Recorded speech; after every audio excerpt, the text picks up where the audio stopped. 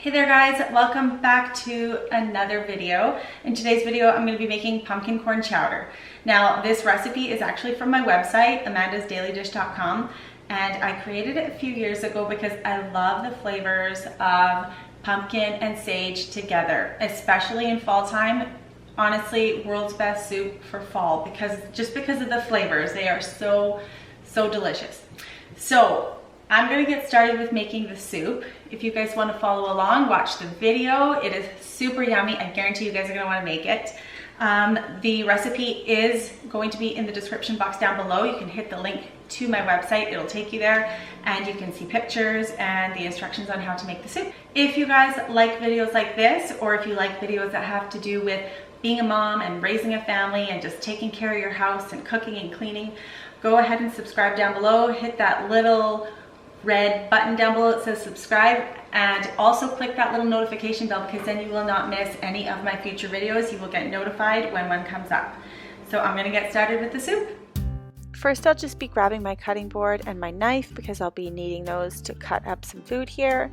And then I'm going to be putting on my apron because I don't want to be getting my shirt all stained and dirty.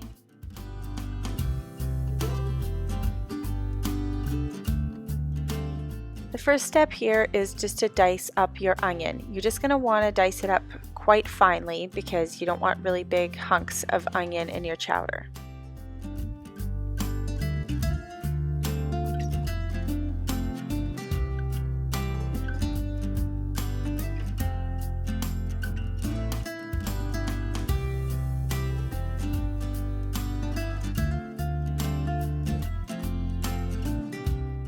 You can go ahead and put the diced up onion into the pot that you will be making the soup in.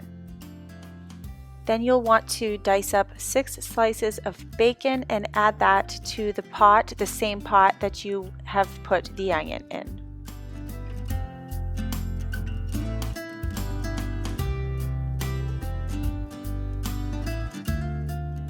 Now you want to saute the bacon and the onion in just a little dash of olive oil.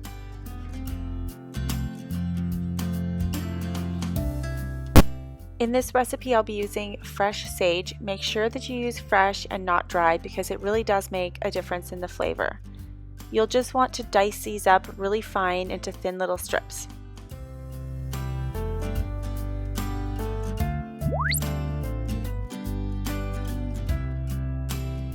Make sure you're frequently stirring the onion and the bacon just so you don't get any burnt pieces that are sticking to the pan.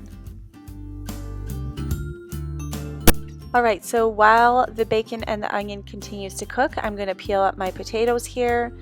I like a lot of potato in my soup, but I would say about 4 medium potatoes would be just right.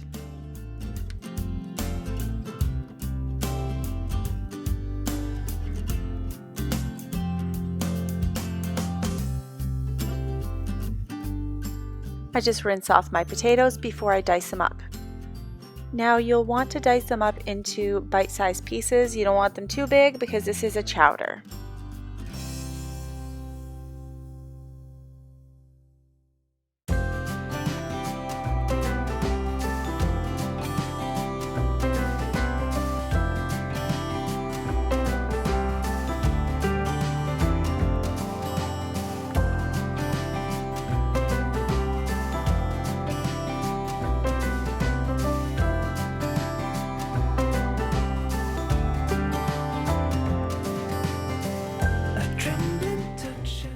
Your bacon and onion should look just like this, nice and golden.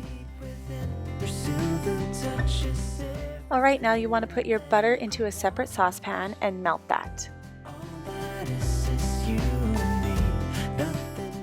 Now you want to add your flour and you will want to whisk it until it is all incorporated.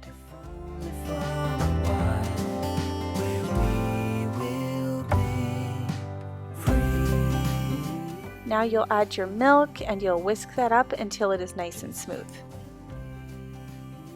So you'll turn off the heat here, and in this video I actually forgot to turn the heat off, so you have to work really fast. Turn the heat off of that, put your chicken broth in with your onion and your bacon, and then add this mixture into the broth and then whisk away and keep whisking so you don't have any lumps and your soup will start to thicken.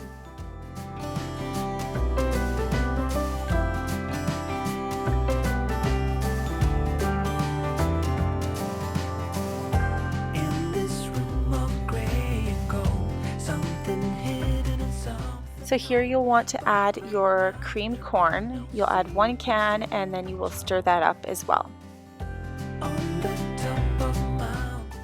Go ahead and open up your canned pure pumpkin and add the whole can right into the soup.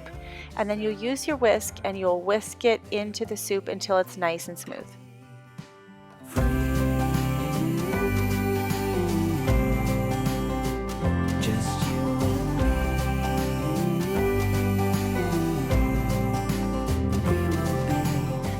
Here you'll go ahead and you'll add your diced potatoes to the soup. And now you're going to want to cook this soup. You'll bring it to a boil just until the soup gets really hot so the potatoes can cook. And once it starts boiling, you want to turn it down so that the bottom of the soup does not start burning while those potatoes are cooking.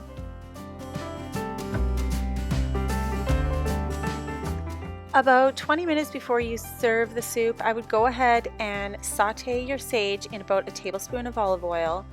And then I would add the whole amount of the olive oil and the sage into the soup. I was saving a little bit for garnish here, but I changed my mind and I just decided to toss it all in there just to give it that nice strong sage flavor.